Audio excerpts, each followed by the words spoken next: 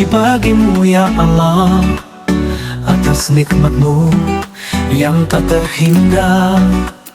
Kau berikan hidup, Kau berikan cinta. Di setiap langkahku merasa bahagia.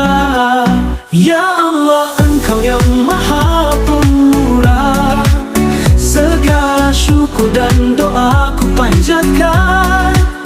Hati ini penuh dengan rasa syukur atas segala karunia dan rahmat-Mu.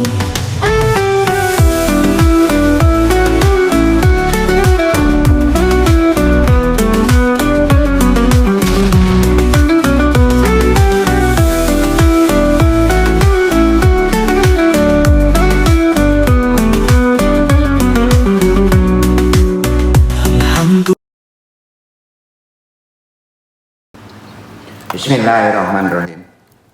Taklim kita tutup taklim kita. Hari ini Al-Jama'atu fil Quran, Azimat dalam Al-Quran bab 2 ya. Insyaallah kita tutup dulu. Tentunya bukan ngajinya yang ditutup, taklimnya ya. Ketajuk risalah. Assalamualaikum warahmatullahi wabarakatuh.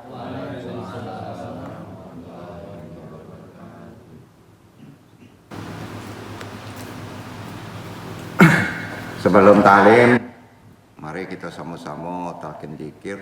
Tentunya diawali jo syahadat, sholawat, istighfar, tujukan kepada Allah. Ikuti sama-sama hadirin. Lurus dulu nih kita, ridha Allah.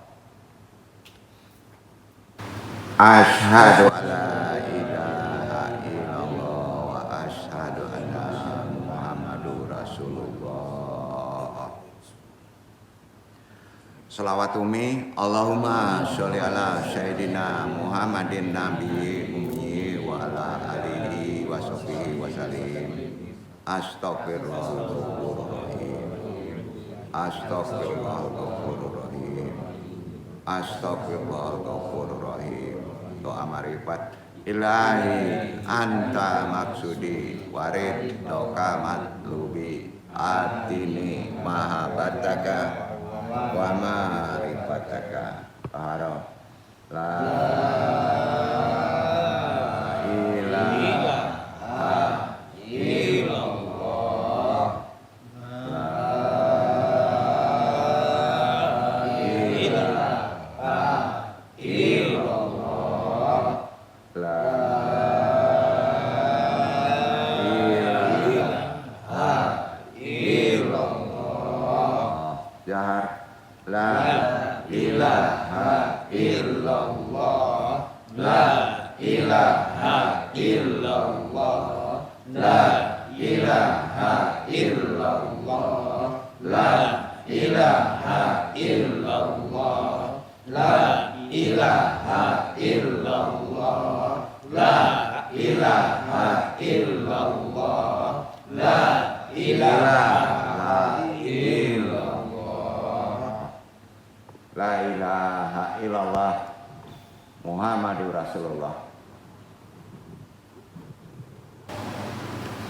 Ila hadiniyah sholihi wa ila hadrati Syekh Abdul Qadir Jalani bi syafaat Nabi Muhammad bi idnillah waridullahi ya Allah ya Allah ya Allah innaka ala kulli syai'in qadir. Takdi hajatina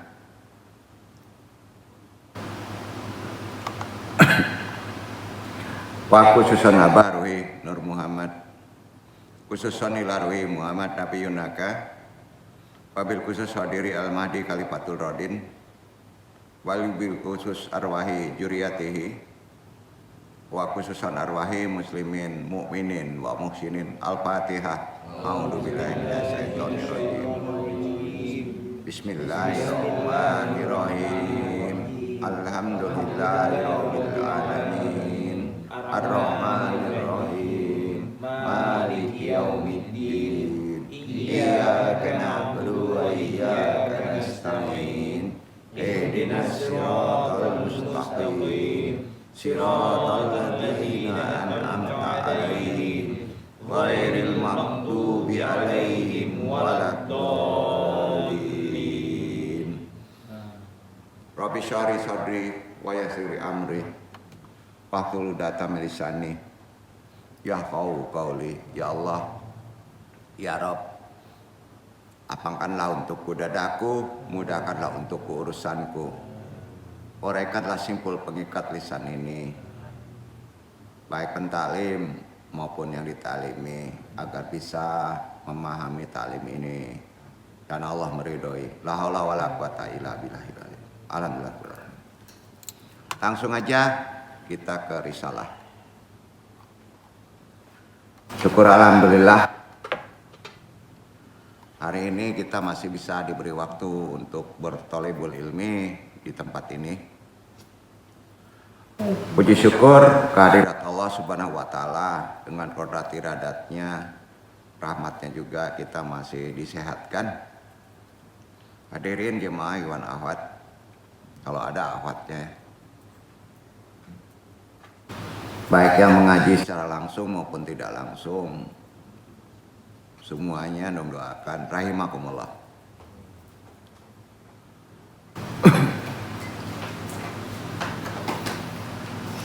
Di pertemuan ini Al-Fakir yang bodoh ini, tajuk kita malam ini kita coba bahas seperti yang disebutkan tadi, ajimat ya. Wah, keren nih jadi. Tentunya dalam makna Al-Quran tentunya tertarik kepada hal-hal yang sifatnya fikih, aturan. Bab 2 kita tamatkan ya. Amma ba'du.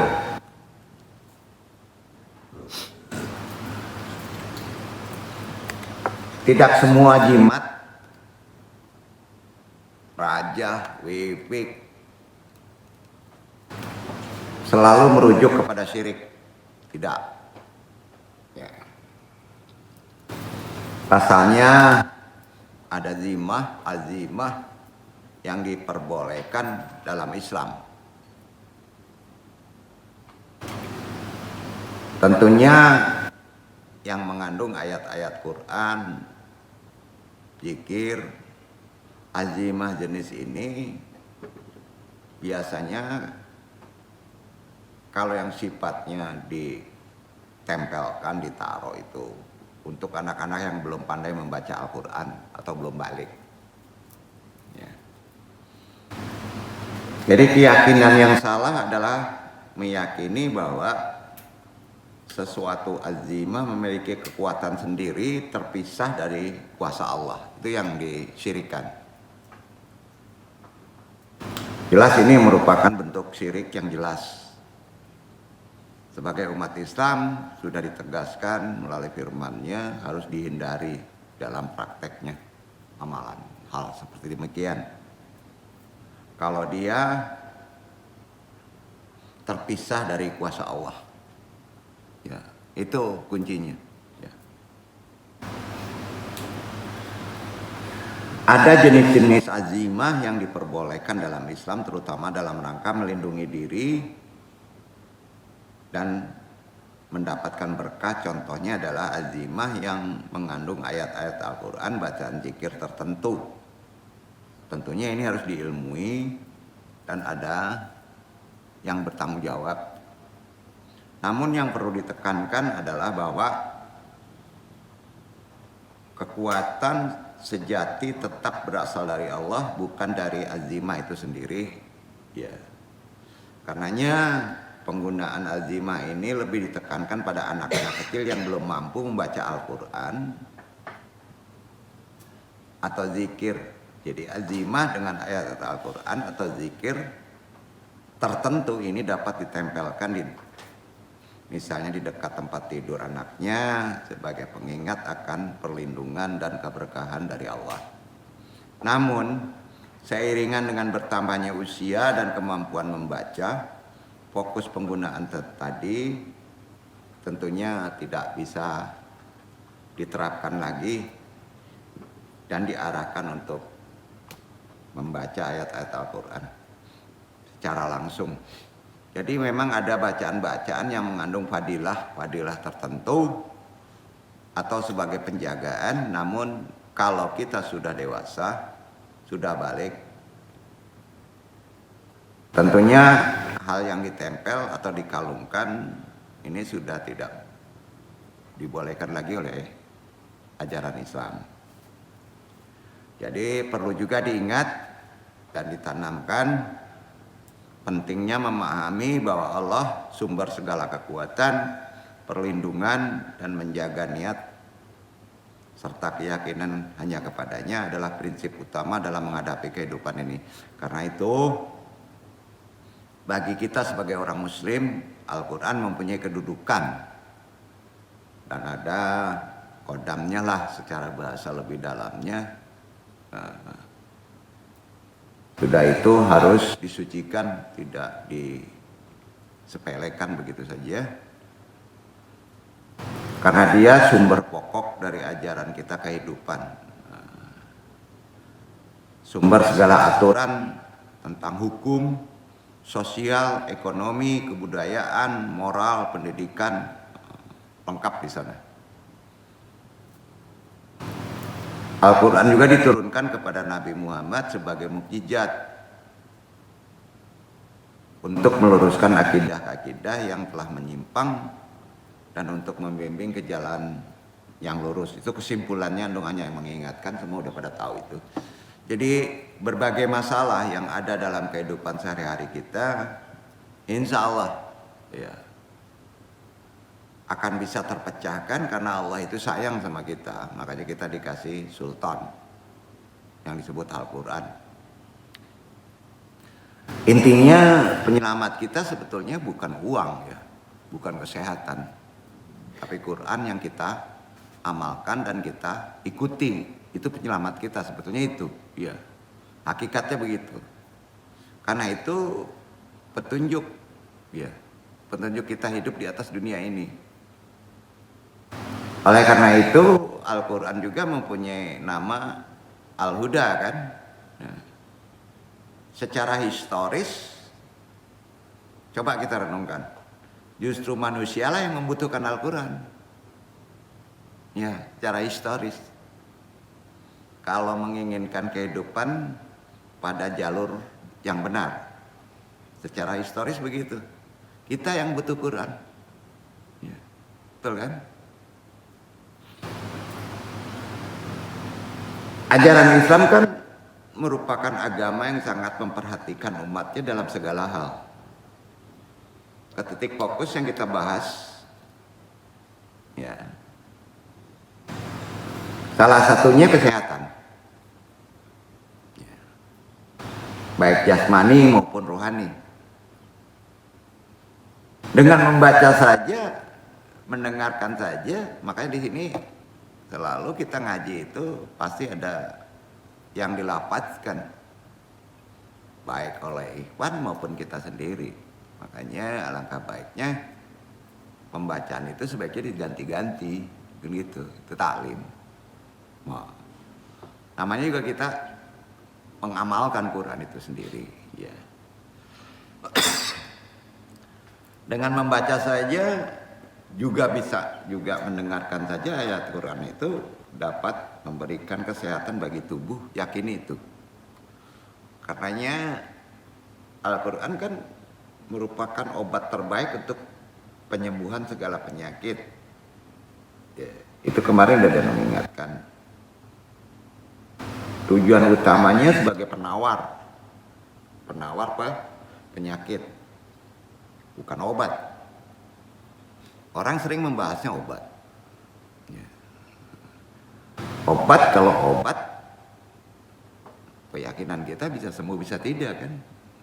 Kalau penawar, menolak. Nah, di satu sisi sini aja kita sudah dapat kesimpulan. Untuk mentafsirkan Al-Quran tidak semudah apa yang kita bayangkan. Ya kan?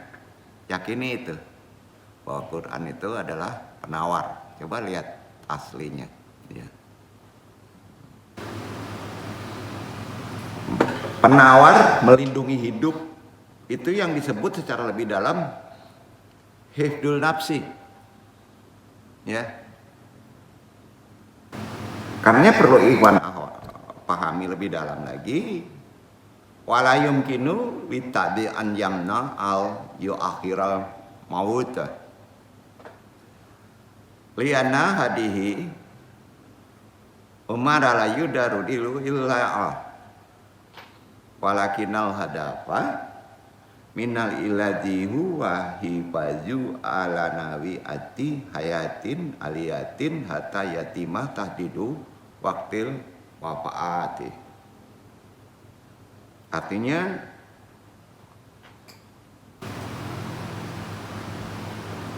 penghalang, penawar, pencegah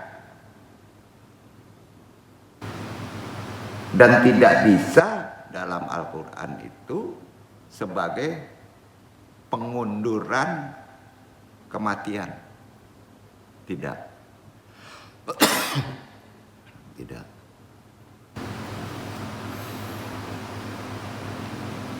An-yamna al-yu akhiral mauta. Tidak bisa Quran itu mencegah kematian karena perkara-perkara tersebut kematian hanya dengan ketetapan Allah kan. Jadi kalau antum berobat itu di sini tidak bisa niat kita ingin panjang umur. Enggak. Ya, mati itu urusannya lain. Berobat antum ke dokter urusannya lain. Ya. Kadang-kala kita terbawa ya. Betul kan? Berobat nih. Kanker nih takut mati nih berobat. Nah, andong yang nyembuhin. Nah, itu udah menggeser syariat. Nggak ada sangkut pautnya kematian dengan pengobatan. Kalau ditarik ke pengobatan. Dan nggak bisa juga Al-Quran sebagai penawar kematian nggak bisa. Yang bisa penawar kesakitan. Iya kan? Nggak bisa deh mencegah, mengundurkan kematian azimah, hijib, nggak bisa. Hati-hati ulama juga sering salah kata nih. Ya. Perkara kematian itu ketetapan Allah. Ya. Makanya orang-orang dulu jihad itu pede. Kalau kita meyakini ya. Nah, mati itu kan di mana aja bisa, nggak di perang aja kan. Ya. Kayak Iwan kita kemarin masih duduk-duduk, masih di sini kemarin. Duluan ya berangkat ya. Hakikat hidup kan hari ini kan. Kemarin pelajaran ilmu, besok nggak tahu. Milik kita hari ini ngapain dipusingin besok? Ya, betul. Ya. Banyak orang nggak yang hidup, nggak merasakan hidup hari ini banyak. Ikhtiar boleh untuk masa ke depan. Tapi kalau kita mengerti dalam konsep Quran itu sendiri, ya masa ke depan apa? Penawarnya apa? Supaya berhasil ya Quran. Ya, Quran. Betul kan?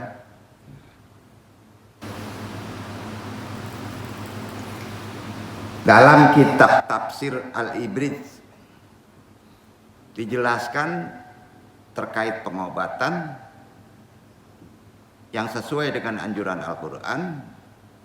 Disebut di kitab Al-Ibriz ini bahasanya pegon nih, karena pencipta kitab ini berbahasa pegon Jawa ya, namanya mudharabat.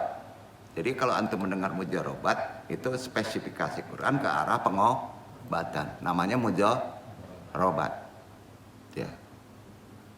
Yang aslinya pegon, karena penafsir dan penyusunnya tafsir ini itu orang Jawa, kiai Jawa. Beliau masih hidup ya. Nanti kita bahas beliau gimana cara mentafsirkan. Nah, di Minang ini jarang ya. Ya.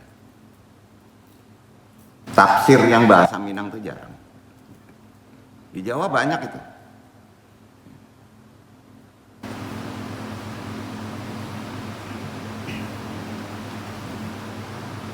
Menafsirkan Al-Quran kan ikhtiar untuk menjelaskan isi kandungan Al-Quran dalam perkara-perkara sakit. Itu yang disebut mudzarobat. Kenapa kita harus ditafsir? Supaya masyarakat awam, kalau kita misalnya bisa ahli mentafsirkan Quran, akan mudah memahami maksud tujuan yang diungkapkan dalam Al-Quran. Karena itu tafsir yang terkait pengobatan di Nusantara yang hebat ini adalah ahli hibrid sebetulnya. Menggunakan bahasa Jawa, aksara pegon disusun oleh ulama Jawa dengan tujuan agar masyarakat Jawa khususnya ya, walaupun sekarang udah menyebar ya ke Nusantara, bahkan sampai ke wilayah Asia Tenggara, kitab ini di pesantren-pesantren awalnya menggunakan bahasa Jawa dan Arab pegon supaya mudah untuk membaca, memahami tafsir itu. Karena itu Al-Quran memang sangat terbukti, terbuka untuk ditafsirkan. Al-Quran itu mudah untuk ditafsirkan, multi-interpretable. Jadilah coba mufasir. Jadi jangan dilarang, memang memerlukan syarat. Ya. Karena kita ada akal kan. Ya. Nggak masalah. Nggak berdosa loh, bahkan berpahala. Ketika menafsirkan Al-Quran biasanya juga dipengaruhi oleh kondisi sosial budaya, memang betul. Di mana dia tinggal, gaya Minang karena kulturnya Minang. Gaya Jawa bisa saja penafsiran gaya Jawa kan terkait dengan budaya, nggak berdosa. Ya. Sebab kalau kita menafsirkan Al-Quran itu multitafsir, interpretable, ya mudah sebetulnya untuk kita manusia untuk menafsirkan. Jadi kadang-kala kita kalau menafsirkan Quran itu menganggap hal itu seperti harus orang sufi. Enggak, siapa saja boleh yang namanya muslim.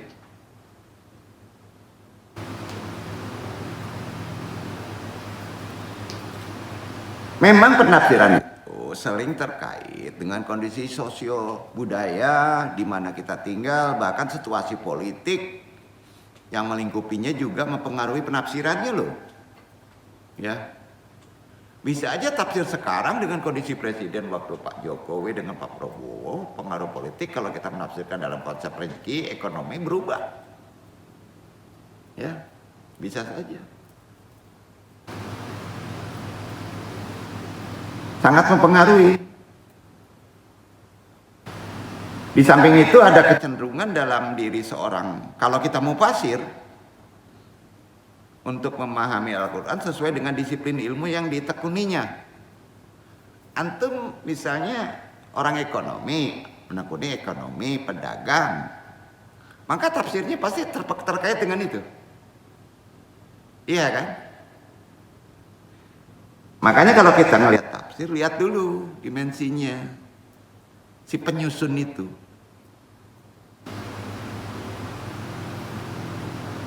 Walaupun objek kajiannya tunggal, ya, teks Al-Qur'annya, namun hasil penafsirannya tidak tunggal, melainkan plural.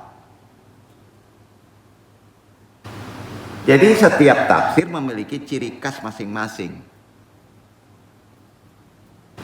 Karenanya corak tafsir menjadi ciri khas seorang mufasir sesuai pendidikan, kultur, adat, tradisi, budaya, keilmuannya, begitu juga dengan latar belakang aliran secara lebih spesifik, mazhabnya, budaya, sosial masyarakat sangat mempengaruhi hasil penafsiran. Karena setiap tafsir itu beda-beda kan, walaupun tujuannya sama. Ya. Kita ingin menyelesaikan suatu persoalan perkara rezeki di Indonesia. Tapi ditarik tafsir gaya-gaya tafsir Mesir, masuk gak? Sosial budaya nggak masuk, Pak. Nah, itu aneh-aneh juga kalau ada ulama mau menukil tafsir dari luar. Kecuali perkara rohani loh, beda itu. Kalau terkait kesehatan nih kita mesti tarik ke sini, Nusantara. Iya kan? Karena nggak mungkin pohon obat itu tumbuh di sana dengan di sini beda. Kita contohkan aja yang kita bahas kitab tafsir Al-Ibriz. Karena Al-Ibriz ini karya Al-Mukarram Kiai Bisri Mustafa. Masih hidup beliau. Ada satu lagi Profesor Quraisy Shihab ya. Itu gayanya nggak Nusantara. Ya. Perlu antum pahami. Tidak, dia gaya Timur Tengah. Coba lihat dibahas. Kalau kita mau ngelihat tafsir, sebaiknya Buya Hamka. Kalau Minang, betul kan? Nah di sini, jadi di situ kita mesti diilmui. Lihat di sana tafsirnya. Jadi mentang-mentang ini ya, kita Al-Qudun misalnya dari ulama Persia untuk masalah asifah, salah. Kalau pengobatan yang paling cocok itu paling pakem bagus ada Al-Ibriz. Maka disebut muzarabat. Pengobatan ala Nusantara. Ya. Di sana nggak ada obatnya sama korma, air jam-jam nggak ada, karena memang nggak ada di sini. Iya kan? Jadi sering kita salah persepsi mengambil ajaran-ajaran sifatnya mengandung kehidupan dengan tafsir yang keren-keren dari Mesir Timur sih nggak bisa gitu. Nah, ini dong kasih tahu ya. Makanya kalau perkara penawar dalam hal penyakit segala masalah ya sosial budaya kita mana di sini? Ya kita harus ambil ulama di sini. Ya. Jadi udah jelas tafsir Al-Ibriz itu karya Al-Mukarram Kiai Bisri Mustafa. Pernah dengar mungkin ya? Dia budayawan, penyair juga, kiai juga, Gus juga. Gus itu kan istilahnya anak ulama, punya pesantren, ya. Kita memuliakan karyanya ini. Kita hormati beliau sampai sekarang masih diberi umur, bisa istiqomah, dipanjangkan umurnya. Jadi ini bukan kultus individu ya. Melalui beliau ini kita mendapatkan suatu pedoman untuk pengobatan ala Al-Quran. Di sana ada salah satu unsur budaya yang ada dalam kitab tafsir Al-Ibriz adalah adanya unsur budaya sistem religi. Ya. Upacara keagamaan dimasukkan juga untuk penawaran segala masalah. Misalnya tahlilan, ziarah kubur, selapanan 7 harian, 13 harian. Itu sumbernya. Makanya pas kita ketemu tafsir misalnya gaya-gaya luar, benturan ya, benturan kan, kadang-kala mensubkatkan kan, ya.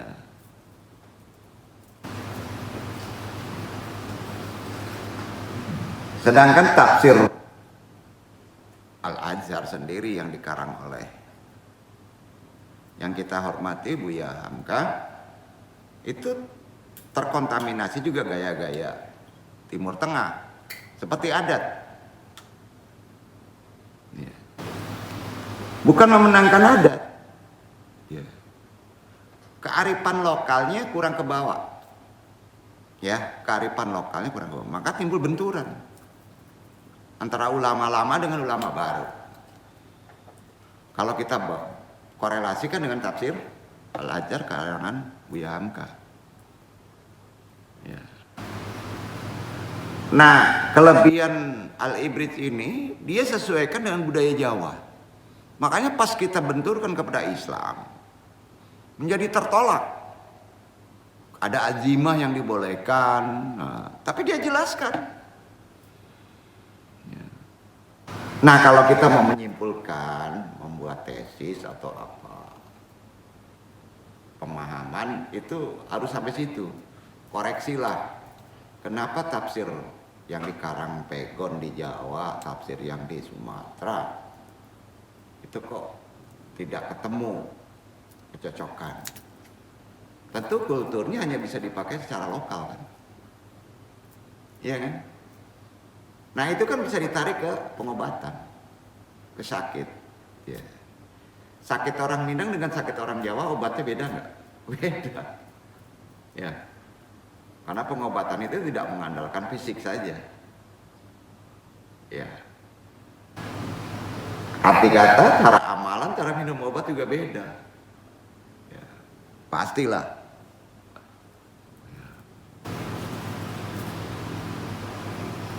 Nah karena sifatnya tafsir ini tunggal al-ibrid, terkarik mujar obat. Karena Andong belum ketemu ya tafsir obat orang Sumatera. Dari zaman Syekh Burhanuddin belum ketemu itu. Ada tafsir karangan kalau nggak salah ulama itu dari daerah Maninjau.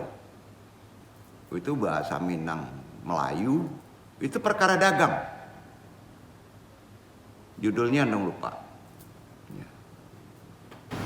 Perkara dagang. Nah sekarang nggak timbul itu budaya itu untuk orang-orang Minang sekarang. Nggak ada. Dulu kerennya ulama itu karena beliau menafsirkan jadi mufasir. Dibedah dulu. Jadi dasarnya Quran. Untuk perkara persoalan-persoalan politik misalnya pada masa itu. Ya.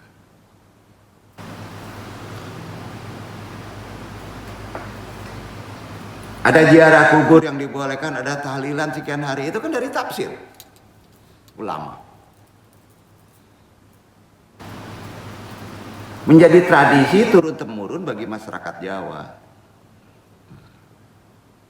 Jadi adanya unsur tersebut sangat menarik untuk dikaji, ditafsirkan oleh Al-Quran dan menjadikan bukti bahwa Al-Quran memiliki kaitan erat dengan budaya lingkungan, maka disebut lil alamin. Bukan berkah untuk seluruh manusia dan alam, bukan untuk manusia aja. Jelas ada keterkaitan dengan Al-Quran itu dengan budaya dan agama bisa dilihat ketika awal masuknya Islam di Indonesia nih, ya.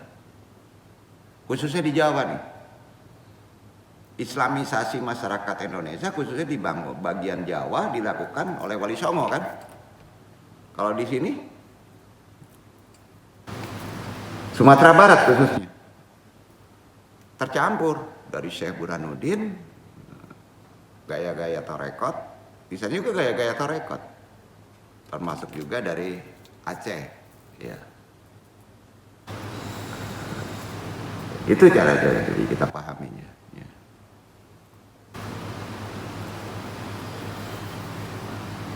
Wali Songo diantaranya di Jawa itu. Orang sebut 9 wali. Sebetulnya sih ada 11 ya. Walau alam ya. Kenapa jadi 9? Karena yang 3 dipecat kan. Itu unsurnya karena politik. Jadi Wali Songo itu mereka yang telah berjasa memimpin pengembangan agama Islam di seluruh Pulau Jawa yang kemudian membuat beberapa penafsiran untuk masalah-masalah lingkungan lokalnya, tentunya kesejahteraannya, termasuk kesehatan. Ya. Itulah yang turun-temurun kepada gus-gus yang ada. Ada gus lurus, ada gus bengkoknya juga kan, biasa, namanya manusia kan. Betul kan?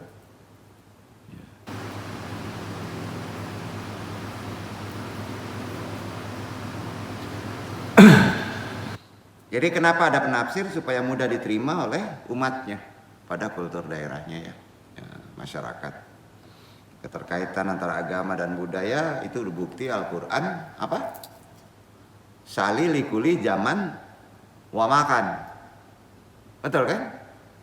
Tuh. Karenanya tafsir Al-Ibris tidak memiliki kecenderungan pada salah satu pendekatan atau corak tertentu. Jika dicermati secara mendalam, tafsir ini bukan ando menukil itu aja, karena di sini tidak ketemu tafsir kesehatan, nggak ketemu. Ya. Ya. Corak kombinasi ada di dalam tafsir Al-Ibris ini antara lain fikih, sufi, adabi, ijtimai, mudharabat, tani, hukum dagang ada di sana masuk. Ya. Beliau ini Gusmus orang menyebutnya menafsirkan Al-Quran dengan tidak melepaskan diri dari budaya masyarakat khususnya di Jawa, sehingga banyak bermunculan budaya-budaya masyarakat Jawa dalam kitab tafsir tersebut, misalnya seperti azimah, raja, pipik, mudharabat, ziarah kubur, selapanan, tahlilan. Nah, itu dia.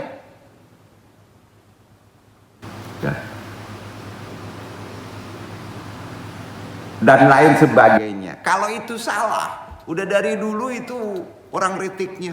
Ribuan masih dipakai sekarang. Karena korelasi dasarnya kurang. Ya. Ciri khas dari masyarakat Jawa karenanya sangat kental dengan hal-hal yang bersifat mistis. Di Minang juga kental sekali. Selain hal mistis, tafsir ini juga membahas budaya-budaya lainnya yang merupakan adat istiadat tradisi yang ada di Pulau Jawa. Salah satu hal mistis yang sudah beredar di tengah masyarakat Jawa adalah azimah. Betul kan?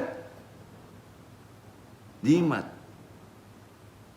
Tapi kalau kita tidak ilmui, tidak tanya pada ulama, kita kena syirik loh. Hati-hati. Ada berupatan lipatan kertas segi 4 dijahit terbalik, pasti ada maksud itu. Nggak mungkin deh nggak ada maksud ya. Yang bertuliskan raja, ya, dibungkus kain putih, kain hitam, hijau, dijahit segi 4, segi panjang. Ada pula yang dilapisi timah. Kenapa ada timah? Supaya jangan lapuk. Iya, gitu ya. Ada yang dimasukin botol, supaya jangan hancur. Karena kalau dimasukin botol itu rata-rata nelayan. Ya. Gak mungkin dia melakukan itu kalau tidak ada petunjuknya kan. Gak ada dasar ilmunya kan. Berarti mereka memakai juga. Apakah itu langsung disebut musyrik sedangkan kita bersahadat? Dia akan bersahadat. Nah, jadi jangan semudah itu. Jangan terlalu bencilah hal seperti itu. Ya. Kita dibutuhkan kearifan zaman sekarang. Hebat di dunia medsos saling menjatuhkan kan. Antum tahu seorang Gus itu habis babak belur ini, jatuh benar. Hikmahnya kan luar biasa ya. Betul kan? Ya kita sebetulnya gini ya. Ada maksud di balik itu semuanya. Ada maksud. Hari ini udah masuk 2 bulan. Iwan Bastian gimana nih? Mondar mandir belum juga selesai kan? Belum selesai itu ada hikmahnya? Nggak ada itu. Nggak mungkin nggak ada itu. Maka hidup jangan putus asa deh. Ya. Jangan mudah kaget, jangan cepat terkejut. Ya, selama kita berpedoman hidup kita dengan Al-Quran, ya. Nggak perlu tuh kaget terkejut, nggak perlu. Jangan. Oh besok perang dunia ketiga, nggak usah cemas. Nggak usah. Resesi, pemimpin memang akan ada. Itu prediksi-prediksi ekonomi sekarang. masa transisi, ganti kepemimpinan. Nggak usah terkejut. Ya. Kalau diandung ilmu meramal ke depan nggak laku. Nggak laku. Dan itu penawar kesehatan. Percaya nggak antum itu sering timbul masalah penyakit. Bukan faktor disiplin makan aja. Itu nomor sekian. Karena kita tidak berpedoman kepada Al-Quran. Ya. Betul kan?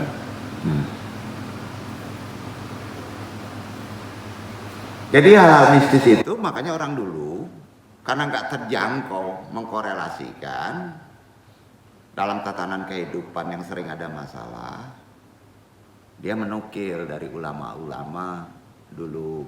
Ya ulama dulu kan dia memberikan nggak mungkin dijabarkan secara intelektual tinggi, pola berpikirnya beda. Udah pakai raja aja ya, supaya keyakinannya tenang. Nah kalau mereka sudah bisa menganalisa seperti zaman sekarang, apakah mungkin antum seorang dosen berwawasan intelektual tinggi memakai azimah? Nggak mungkin kan? Azimah itu sudah ada di kepala, dianalisa kan? Beda lagi. Ya. Kenapa dulu dipakai langsung diharapkan? Nggak bisa diharapkan begitu. Ada dulu nih air katam nih, ya katam Quran atau apa, itu direbutan loh. Karena pada masa itu air katam orang yang Quran itu jadi rebutan itu. Ya. Kalau ada katam Quran itu penuh air itu, membawa berkah kalau diminum. Karena di sana ada kotmil Quran. Dasarnya ada nih salah satu yang mesti antum pahami. Kalau ada orang misalnya katam Quran itu, ya itu selalu ada air zaman dulu. Sekarang udah mulai nggak ada. Pengajian sekarang itu kalau di Jawa itu banyak air tuh di depan tuh. Coba lihat tuh. Karena di sana kalau dibacakan Quran, ada yang disebut kotmil Quran, diamini itu. Karena tidak ini ikhwan yang nampak saja yang hadir itu. Ada 40.000 malaikat kayak gitu. Ini ada sabdanya. Dan itu betul. Hadatina Amru bin Hamad, hadatina Puja'atu bin Suwaid, an Humaidan in Arazi qala man qara Qur'ana summa sholat kiblah sya'alatahu arba'ata alaf minal malaikati. 40.000. Diceritakan kepada Amir bin Hamad, menceritakan kepada Faza'ah bin Suwaid dari Humaid al-Arazah, ia berkata, barang siapa yang membaca Al-Quran kemudian ia berdoa, maka doanya akan diamini oleh 40.000 malaikat. Hadis ini sahih.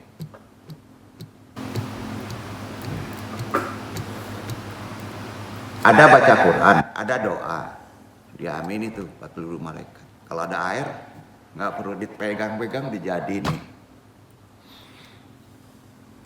Ya. Makanya paling laku itu bukan kopi kalau di sana, air. Sebentar habis. Ya. Coba di Minang, pas pengajian nggak ada air, bawa sendiri-sendiri ya. Itu ditaruh di depan. Jadi dia melakukan begitu, bukan taklid kan? Ada pedomannya. Juga dijelaskan di Al-Isra 17 ayat 82. Iqra Ikhwan, Al-Isra ayat 82. Surat 17.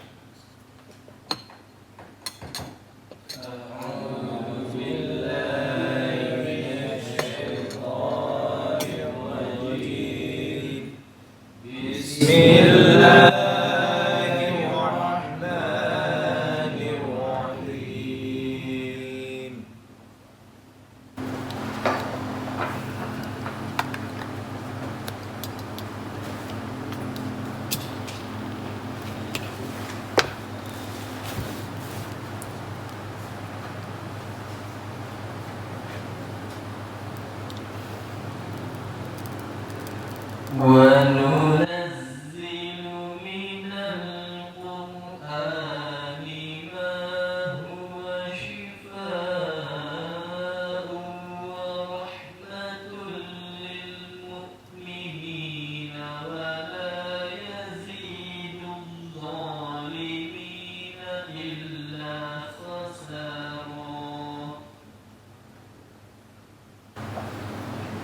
kami turunkan dari Al-Quran suatu yang menjadi penawar dan rahmat bagi orang-orang beriman, dan Al-Quran itu tidaklah menambah kepada orang-orang yang zalim selain kerugian. Betul? Al-Quran itu penawar. Kalau ada baca Al-Quran, ada thalabul ilmi, nggak bisa di masjid, Pak, kecuali kalau ada apa. Nah, kalau kan lucu kalau tidak, kalau di sini misalnya di Minang ya, kontemporer kali Pak ulamanya, ya ada betulnya ada tidaknya sebetulnya kalau di Andong ya. Nggak pas ada dakwah misalnya talim malam atau apa, itu kalau di Jawa ulama dulu tuh penuh tuh masjid dengan air. Jadi enggak, berkahnya itu bukan pentaklimnya, baca Qur'annya tadi. Jadi kalau datang kemari, ya antum jangan bawa penyakit deh. Cari penawar aja ya. Bawa aja air, taruh aja di depan ya. Itu bisa untuk obat. Tapi thalabul ilmi ya, ada baca Quran, buka tuh musyaf tuh. Maka di situ ada obat, ada penawar. Betul? Bukan tangkal mati, nggak ada. Tangkal mati nggak ada. Kaji tangkal mati nggak ada. Nggak ada. Nggak ada tadi tangkal mati. Nah itu yang nggak pemudaya di kita. Nah, jadi mereka melakukan itu pasti ada dasar ilmunya, diilmui. Ini Andung sarankan gitu deh. Jadi jangan karena ada Andung enggak. Di mana aja misalnya ada orang baca Quran bersama-sama kataman, bawa air aja. Mau diketawain mau enggak taruh aja di situ. Tungguin tuh air saya ya. Nah diambil sama orang kan. Nah, gitu ya. Betul kan? Seperti ini. Ya. Waduh masih beli sakit kepala ini, beli obat di apotek. Padahal ini penawarnya. Ambil aja. Tapi karena ini ada hak membeli, ya masukinlah ke sana, ke yatim, betul kan? Betul. Nah, jangan heran, cobalah kalau ke Jawa itu. Pasti orang bawa apa Pak? Bawa botol air kan?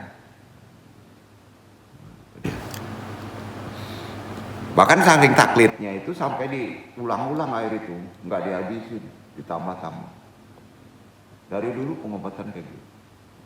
Kalau antum disuruh bawa jam-jam gimana? Ya repot. Ya, repot gitu. Ada dasarnya Pak. Yang mendoakan, mengaminkan, menyelamatkan itu juga malaikat kalau kita baca Quran. Dasar hadisnya tadi ada. Kami turunkan Al-Quran sesuatu yang menjadi penawar. Perhatikan itu. Betul? Kalau dibaca. Kalau dilafazkan. Di sana kan diungkapkan syifa. Shin, fa, alif, hamzah. Perhatikan. Shin, fa, alif, hamzah. Dalam basmalah hijibnya kan dibuka tuh. Dibuka tuh. Ambil, kepal satu-satu. Sudah itu. Buka, kepal. Karena di sana ada penawar. Itu maksudnya bukan arti kata yang kita praktekkan itu tidak taklid aja begitu dari nggak bisa. Sin fa alif ha hamzah itu syifa artinya bukan obat. Bukan. Obat itu dawaun. Coba tanya orang yang ngerti bahasa Arab. Dawaun obat itu. Syifa itu penawar. Benar kan?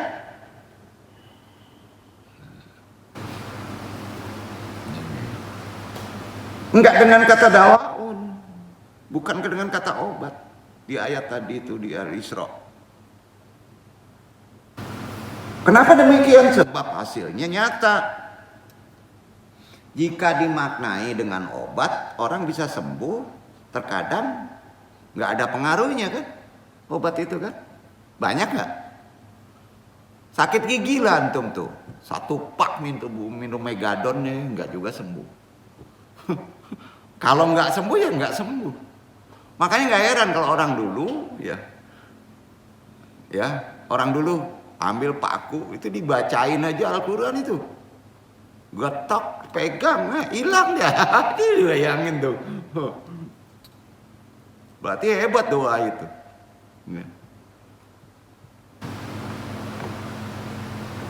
Jadi sekali-kali jangan dimaknai obat.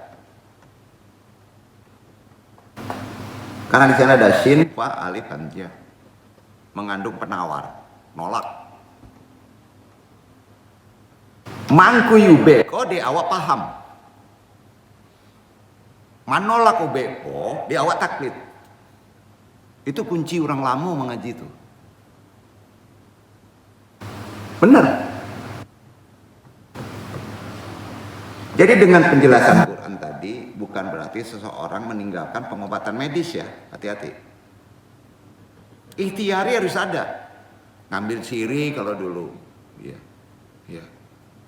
Tanya kepada ahlinya kalau dulu, ya kan gitu. Pergi ke tabib, ke rumah sakit kalau zaman sekarang. Kalau dulu tabib lah, ya. Kalau penyakitnya agak lebih beresiko, periksa dulu, diagnosa dulu. Islam ngajarin juga begitu. Jenis penyakitnya apa nih? Jadi pengobatan suatu penyakit harus tetap berlandaskan kepada Al-Quran. Awalnya, wajibnya gitu. Landasannya. Ditambah dengan tambahan pengobatan secara ikhtiari medis, tabib. Serta dibarengi dengan keyakinan, itu paling pokok.